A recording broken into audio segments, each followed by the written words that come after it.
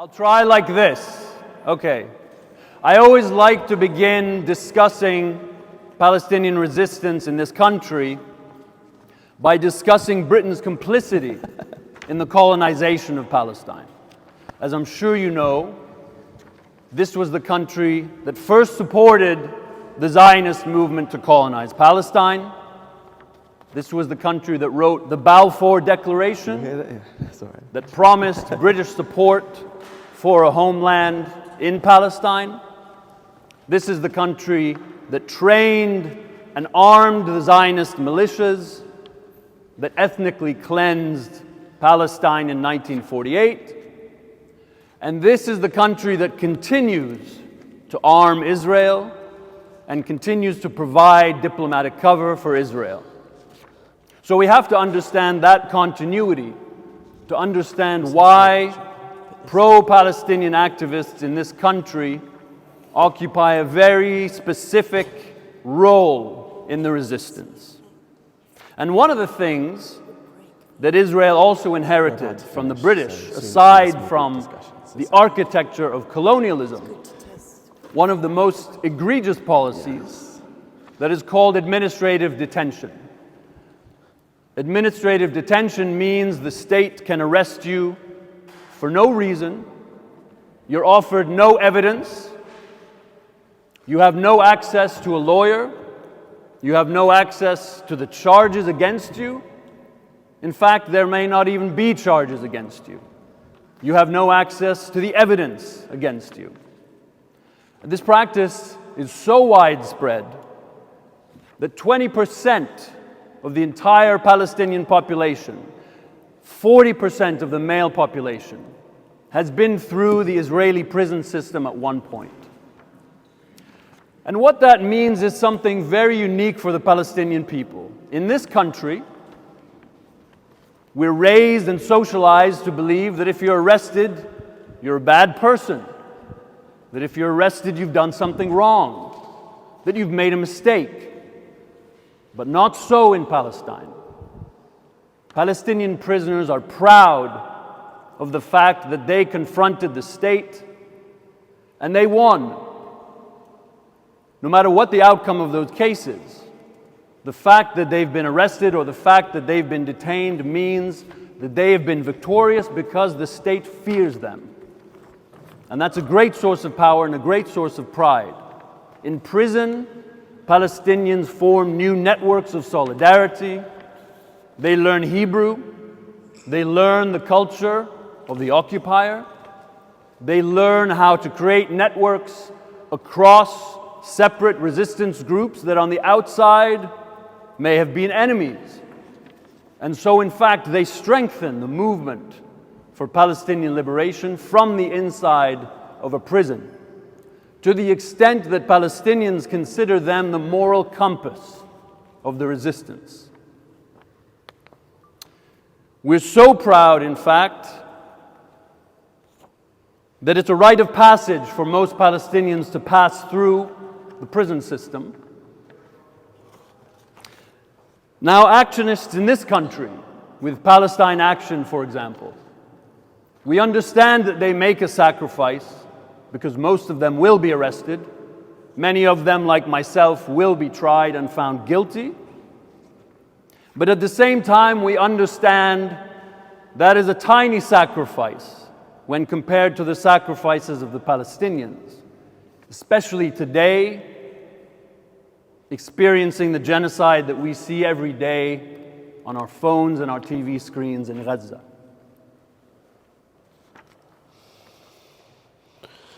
And it's for this reason that we use the phrase, "We didn't liberate Palestine, but Palestine liberated us." It's a beautiful phrase, but I think of it not only as a metaphor.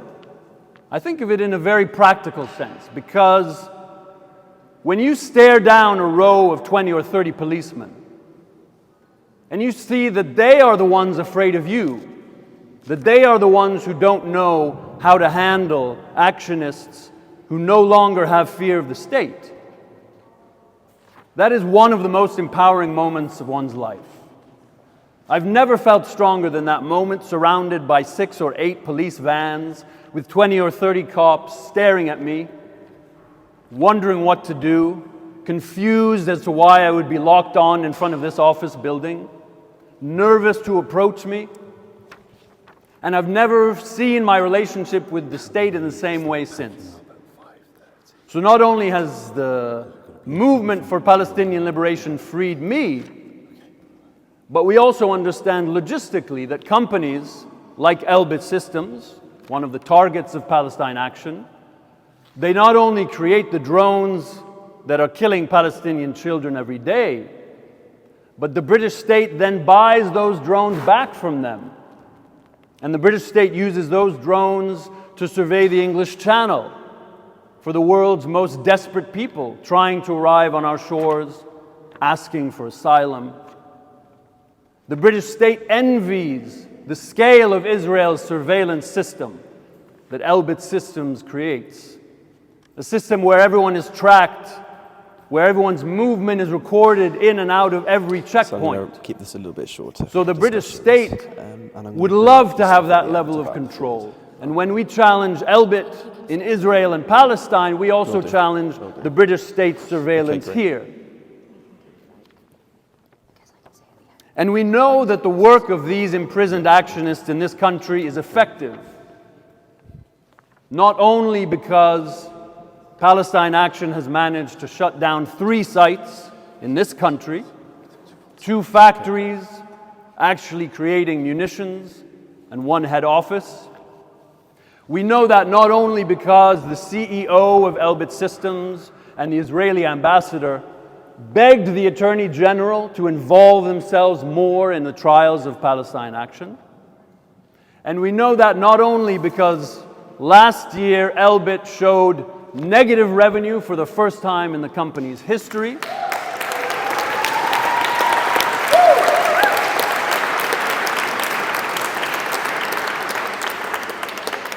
But we know most of all because the Palestinian people have told us so. In July of 2023, the Palestinian Prisoners Movement, this is a union of Palestinian prisoners within Israeli jails, they released a statement in support of the political prisoners in this country. They said, first, we express our sincere appreciation for the efforts made by the Palestine Action Movement. Second, the Palestinian Prisoners Movement condemns Elbit Systems and all British and other companies marketing their weapons as battle-tested on Palestinians. And third, we condemn the British authorities' arrest of members of the Palestine Action Movement. So I want us all to be aware that when you put yourselves on the line, when you risk arrest, yes, it's a sacrifice, but at the same time, it's a privilege to be involved in an international liberation movement. And it's a privilege to be recognized by Palestinian prisoners themselves as comrades in the shared struggle. And that we are inheriting a long legacy of resistance that goes all the way back to my grandfather, also named SAEED TAJI FAROUKY, arrested in 1938 by the British authorities for his involvement in resistance. So we should see ourselves as inheritors of that proud legacy, and that when the Palestinian people in their greatest hour of need called out to us, we answered that call.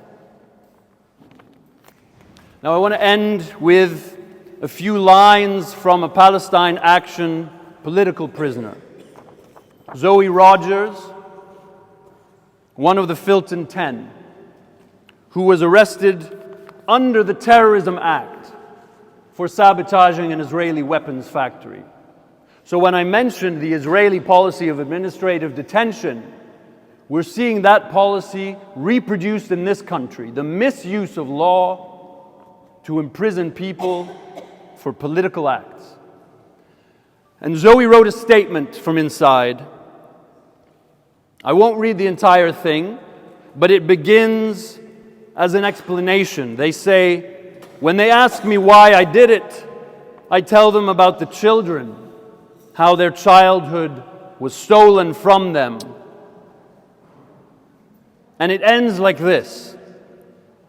Finally, I talk about how it was us that started it with our Balfour Declaration and media suppression. And I say, I cannot stand for this. It can go on no longer. So I took action against Elbit, their weapons supplier. But I never forget to say that it was love and not hate that called me. Watching their songs and dances for freedom, reading their hope-filled books, listening to their dreams of being doctors, teachers, journalists, and never giving up. Thank you very much.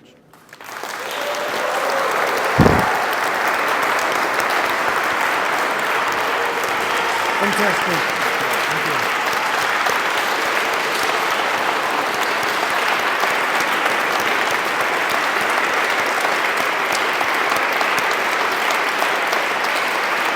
Thank you. Thank you.